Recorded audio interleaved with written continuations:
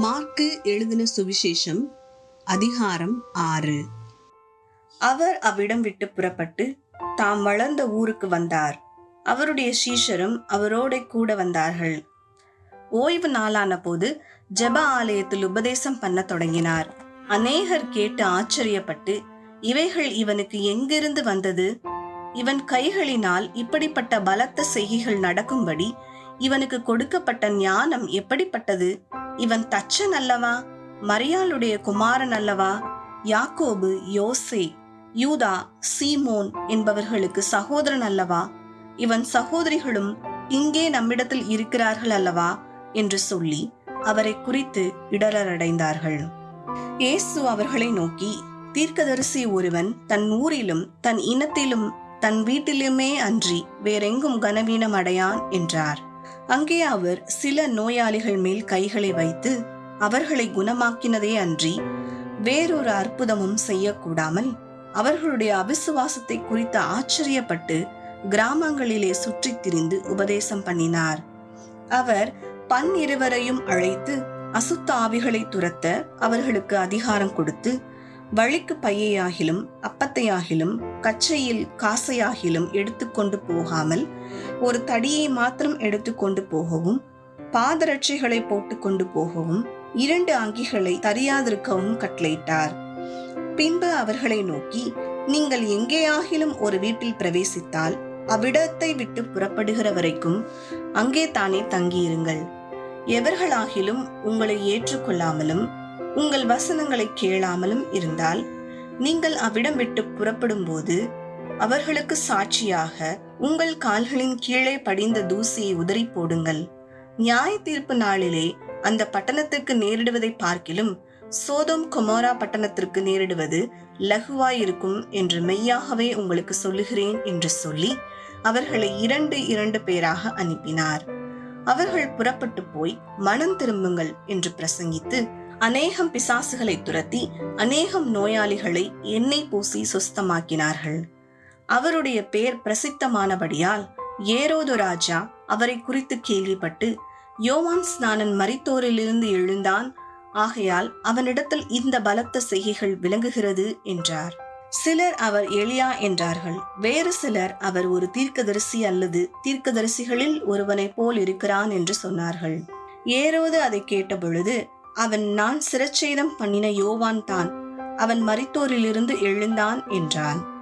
ஏரோது தன் சகோதரனாகிய பிலிப்புவின் மனைவி ஏரோதியாளை தனக்கு மனைவியாக்கி கொண்டபோது யோவான் ஏரோதை நோக்கி, நீர் உம்முடைய சகோதரன் மனைவியை வைத்துக் கொள்வது நியாயமல்லவென்று சொன்னது நிமித்தம் ஏரோது சேவகரை அனுப்பி யோவானை பிடித்து கட்டி காவலில் வைத்திருந்தான். ஏரோதியாளும் அவனுக்கு சதி நினைத்து அவனை கொன்று போட மனதாயிருந்தாள். ஆகிலும் அவளால் கூடாமற் போயிற்று. அதென்னென்றால், யோவான் நீதியும் பரிசுத்தம் உள்ளவன் என்று ஏரோது அறிந்து அவனுக்கு பயந்து அவனை பாதுகாத்து அவன் யோசனையின்படி அநேக காரியங்களை செய்து விருப்பத்தோடே அவன் சொல்லை கேட்டு வந்தான். பின்பு சமயம் வாய்த்தது. எப்படி என்றால், ஏரோது தன் ஜென்ம நாளிலே தன்னுடைய பிரபுக்களுக்கும் சேனாதிபதிகளுக்கும் கலிலேயா நாட்டின் பிரதான மனுஷருக்கும் ஒரு விருந்து பண்ணின போது ஏரோதியாளின் குமாரத்தி சபை நடுவே வந்து நடனம் பண்ணி ஏரோதுவையும் அவனோட கூட பந்தி இருந்தவர்களையும் சந்தோஷப்படுத்தினாள். அப்பொழுது ராஜா சிறு பெண்ணை நோக்கி, உனக்கு வேண்டியதை என்னிடத்தில் கேள், அதை உனக்கு தருவேன் என்று சொன்னதும் அல்லாமல், நீ என்னிடத்தில் எதை கேட்டாலும் அது என் ராஜ்யத்தில் பாதியானாலும் அதை உனக்கு தருவேன் என்று அவளுக்கு ஆணையும் இட்டான். அப்பொழுது அவள் வெளியே போய், நான் என்ன கேட்க வேண்டும் என்று தன் தாயினிடத்தில் கேட்டாள். அதற்கு அவள், யோவான் ஸ்நானனுடைய தலையை கேள் என்றாள். உடனே அவள் ராஜாவினிடத்தில் சீக்கிரமாய் வந்து, நீர் இப்பொழுதே ஒரு தாளத்தில் யோவான் ஸ்நானனுடைய தலையை எனக்கு தர வேண்டும் என்று கேட்டாள். அப்பொழுது ராஜா மிகுந்த துக்கமடைந்தான். ஆகிலும் ஆணையின் நிமித்தமும் கூட பந்தியிருந்தவர்களின் நிமித்தமும் அவளுக்கு அதை மறுக்க மனதில்லாமல் உடனே அவனுடைய தலையை கொண்டு வரும்படி சேவகனுக்கு கட்டளையிட்டு அனுப்பினான். அந்தபடி அவன் போய் காவற்கூடத்தில் அவனை சிரச்சேதம் பண்ணி அவன் தலையை ஒரு தாளத்திலே கொண்டு வந்து அதை அந்த சிறு பெண்ணுக்கு கொடுத்தான். அந்த சிறு பெண் அதை தன் தாயினிடத்தில் கொடுத்தாள்.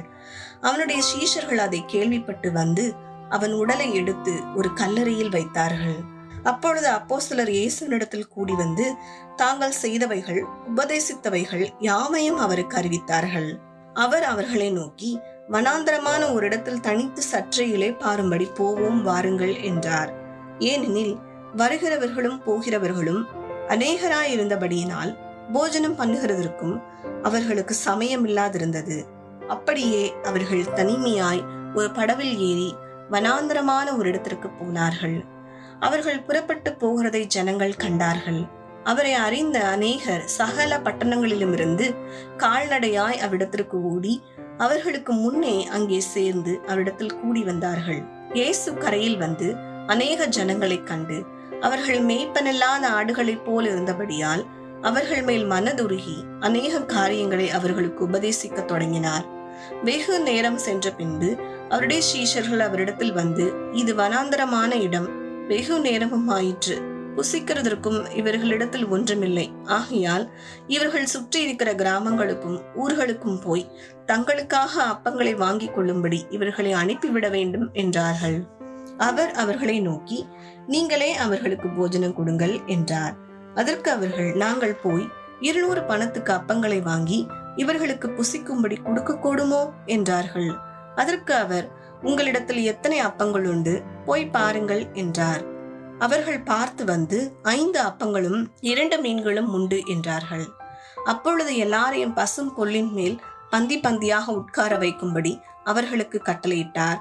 அப்படியே வரிசை வரிசையாய் 100 பேராகவும் 50 பேராகவும் உட்கார்ந்தார்கள்.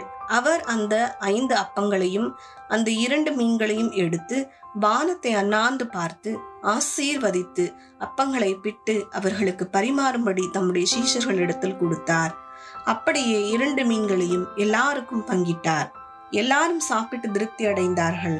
மேலும் அப்பங்களிலும் மீன்களிலும் மீதியான துணிக்கைகளை 12 கூடை நிறைய எடுத்தார்கள். அப்பம் சாப்பிட்ட புருஷர் ஏறக்குறைய 5000 பேராயிருந்தார்கள். அவர் ஜனங்களை அனுப்பிவிடுகையில் தம்முடைய சீஷர்கள் படவில் ஏறி அக்கரையில் பெத்சாய்தாவுக்கு எதிராக தமக்கு முன்னே போகும்படி அவர்களை துரிதப்படுத்தினார். அவர் ஜனங்களை அனுப்பிவிட்ட பின்பு ஜெபம் பண்ணும்படி ஒரு மலையின் மேல் ஏறினார். சாயங்காலமான போது படவு நடுக்கடல் இருந்தது. அவரோ கரையிலே தனிமையாயிருந்தார்.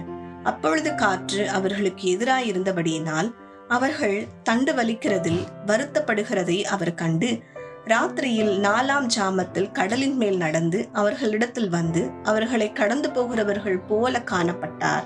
அவர் கடலின் மேல் நடக்கிறதை அவர்கள் கண்டு ஆவேசம் என்று எண்ணி சத்தமிட்டு அலறினார்கள். அவர்கள் எல்லாரும் அவரை கண்டு கலக்கமடைந்தார்கள். உடனே அவர் அவர்களோட பேசி, திடன் கொள்ளுங்கள், நான் தான், பயப்படாதிருங்கள் என்று சொல்லி அவர்கள் இருந்த படவில் ஏறினார். அப்பொழுது காற்று அமர்ந்தது. அதனால் அவர்கள் தங்களுக்குள்ளே மிகவும் பிரமித்து ஆச்சரியப்பட்டார்கள். அவர்களுடைய இருதயம் கடினமுள்ளதாயிருந்தபடியினால் அப்பங்களை குறித்து அவர்கள் உணராமற் போனார்கள். அவர்கள் கடலை கடந்து கெனசரேத் என்னும் நாட்டிற்கு வந்து கரை பிடித்தார்கள். அவர்கள் படவிலிருந்து இறங்கின உடனே ஜனங்கள் அவரை அறிந்து அந்த சுற்றுப்புறம் எங்கும் ஓடி திரிந்து பிணியாளிகளை படுக்கைகளில் கிடத்தி அவர் வந்திருக்கிறார் என்று கேள்விப்பட்ட இடங்களிலெல்லாம் சுமந்து கொண்டு வந்தார்கள். அல்லாமலும் அவர் பிரவேசித்த கிராமங்கள், பட்டணங்கள், நாடுகள் எவைகளோ அவைகளின் சந்தை வெளிகளிலே வியாதிக்காரரை வைத்து அவருடைய வஸ்திரத்தின் ஓரத்தை ஆகிலும் அவர்கள் தொடும்படி உத்தரவாக வேண்டும் என்று அவரை வேண்டிக் கொண்டார்கள். அவரை தொட்ட யாவரும் சொஸ்தமானார்கள். மார்க்கு அதிகாரம் 7. எருசலேமிலிருந்து வந்த பரிசேயரும் வேத பாரகரில் சிலரும் அவரிடத்தில் கூடி வந்தார்கள். அப்பொழுது அவருடைய சீஷரில் சிலர் கழுவாத அசுத்த கைகளாலே போஜனம் பண்ணுகிறதை அவர்கள் கண்டு குற்றம் பிடித்தார்கள். ஏனெனில் பரிசேயர் முதலிய யூதர் அனைவரும் முன்னோர்களின் பாரம்பரியத்தை கைக்கொண்டு அடிக்கடி கை கழுவினால் ஒழிய சாப்பிட மாட்டார்கள். கடையிலிருந்து வரும்போதும் ஸ்நானம் பண்ணாமலும் சாப்பிட மாட்டார்கள். அப்படியே செம்புகளையும் கிண்ணங்களையும் செப்பு குடங்களையும் மனைகளையும் கழுவுகிறதும் அல்லாமல் வேறு அநேக ஆசாரங்களையும் கை கொண்டு வருவார்கள். அப்பொழுது அந்த பரிசேயரும் வேத பாரகரும் அவரை நோக்கி, உம்முடைய சீஷர்கள் முன்னோர்களின் பாரம்பரியத்தை மீறி ஏன் கை கழுவாமல் சாப்பிடுகிறார்கள் என்று கேட்டார்கள்.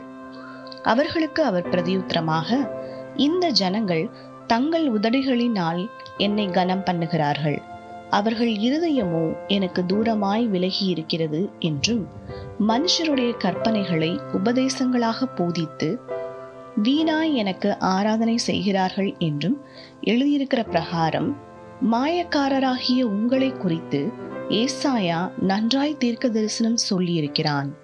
நீங்கள் தேவனுடைய கட்டளையை தள்ளிவிட்டு மனுஷருடைய பாரம்பரியத்தை கை கொண்டு வருகிறவர்களாய் கிண்ணங்களையும் செம்புகளையும் கழுவுகிறீர்கள் மற்றும் இப்படிப்பட்ட அநேக சடங்குகளையும் அனுசரித்து வருகிறீர்கள் என்றார். பின்னும் அவர் அவர்களை நோக்கி, நீங்கள் உங்கள் பாரம்பரியத்தை கை கொள்ளும்படிக்கு தேவனுடைய கட்டளைகளை வியர்த்தமாக்கினது நன்றாயிருக்கிறது.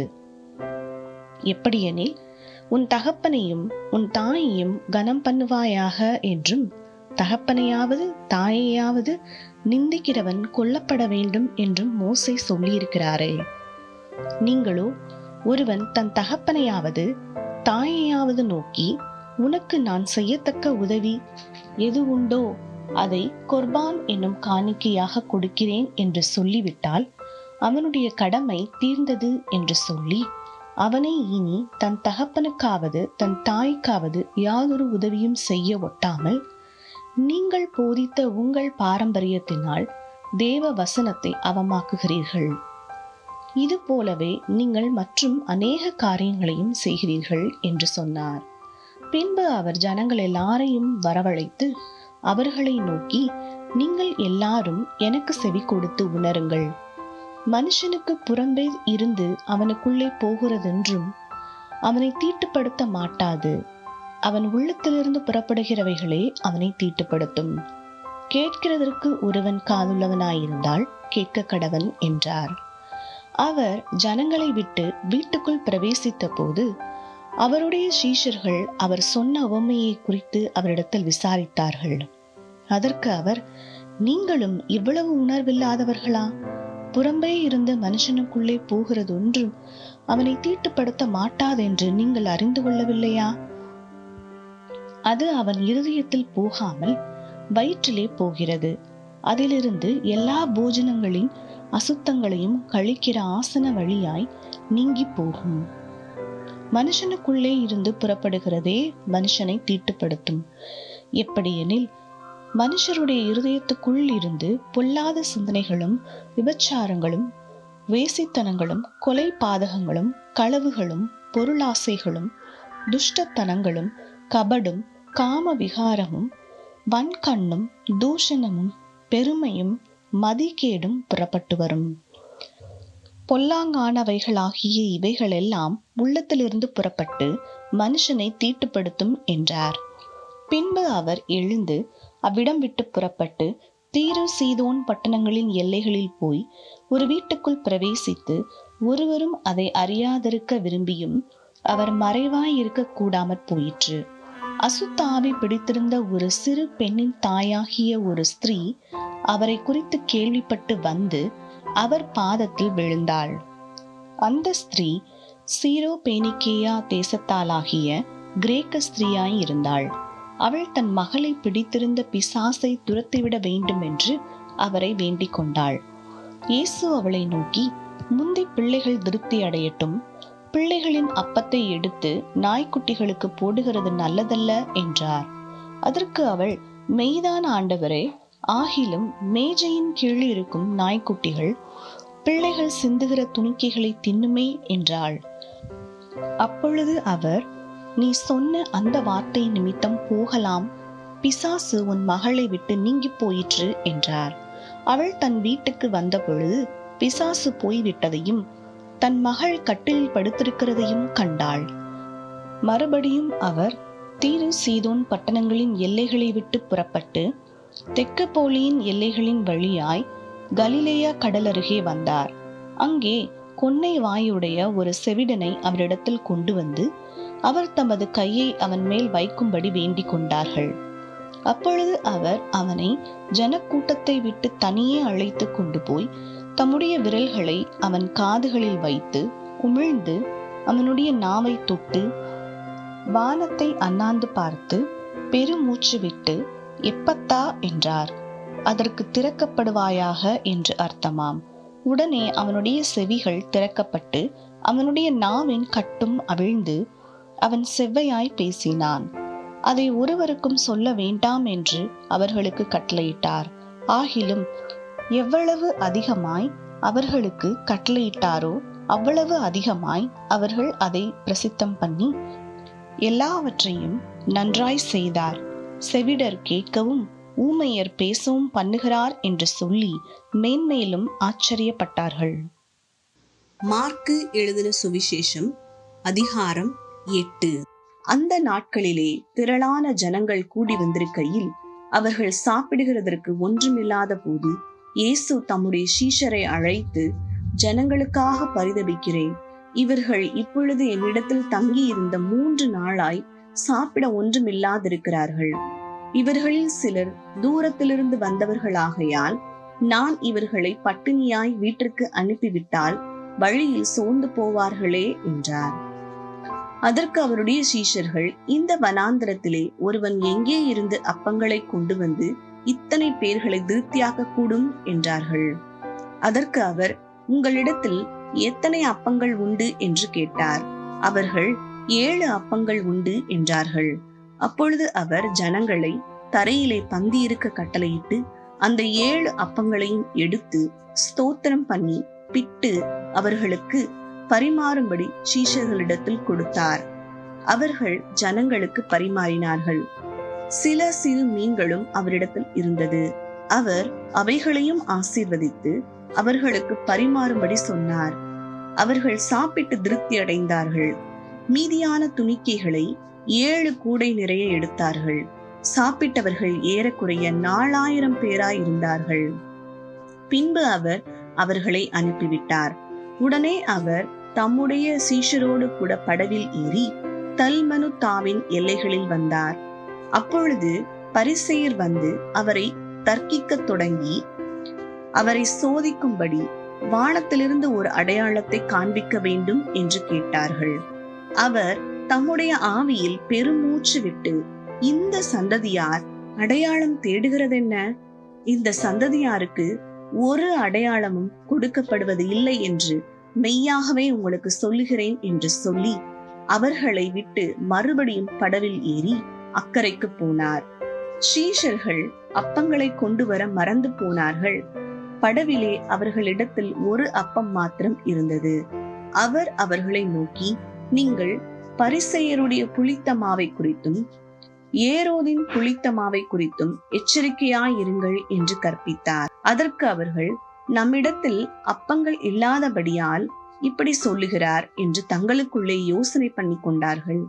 இயேசு அதை அறிந்து அவர்களை நோக்கி, உங்களிடத்தில் அப்பங்கள் இல்லாதபடியினால் நீங்கள் யோசனை பண்ணுகிறதென்ன? இன்னும் சிந்தியாமலும் உணராமலும் இருக்கிறீர்களா? இன்னும் உங்கள் இருதயம் கடினமாய் இருக்கிறதா? உங்களுக்கு கண்களில் இருந்தும் காணாதிருக்கிறீர்களா? காதுகள் இருந்தும் கேளாதிருக்கிறீர்களா?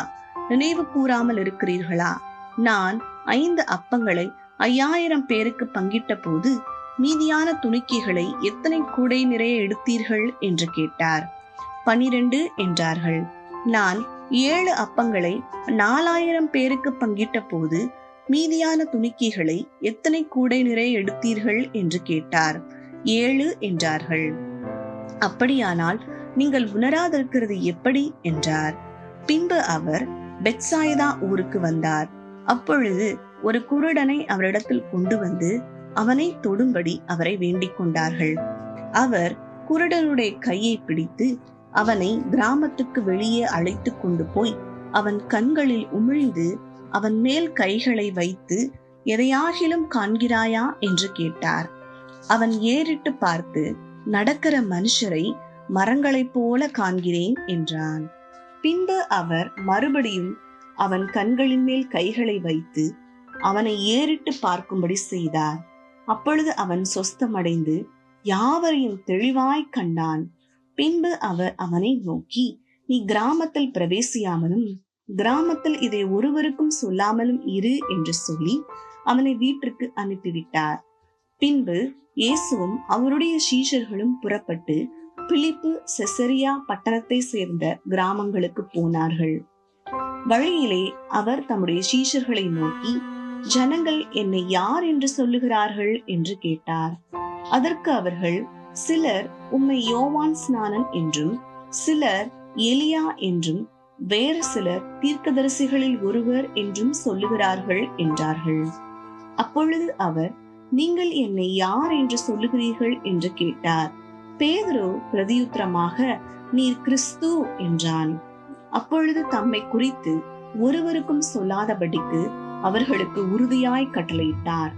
அல்லாமலும் மனுஷகுமாரன் பல பாடுகள் பட்டு மூப்பராலும் பிரதான ஆசாரியராலும் வேத பாரகராலும் ஆகாதவனென்று தள்ளப்பட்டு கொல்லப்பட்டு 3 நாளைக்கு பின்பு உயிர் தெழுந்திருக்க வேண்டியதென்று அவர்களுக்கு போதிக்கத் தொடங்கினார்.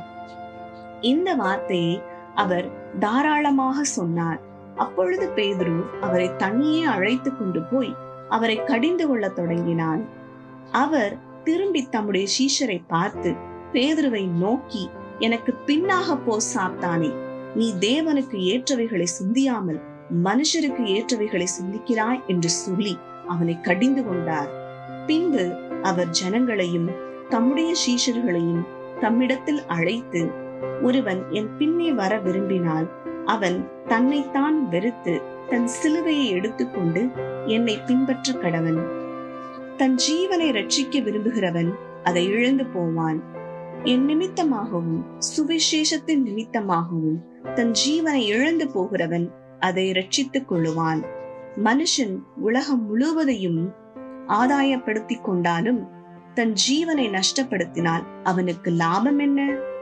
மனுஷன் தன் ஜீவனுக்கு ஈடாக என்னத்தை கொடுப்பான்? ஆதலால் விபசாரமும் பாவமும் உள்ள இந்த சந்ததியில் என்னை குறித்தும் என் வார்த்தைகளை குறித்தும் எவன் வெட்கப்படுவானோ அவனை குறித்து மனுஷகுமாரனும் தமது பிதாவின் மகிமை பொருந்தினவராய் பரிசுத்த தூதர்களோடு கூட வரும்போது வெட்கப்படுவார் என்றார்.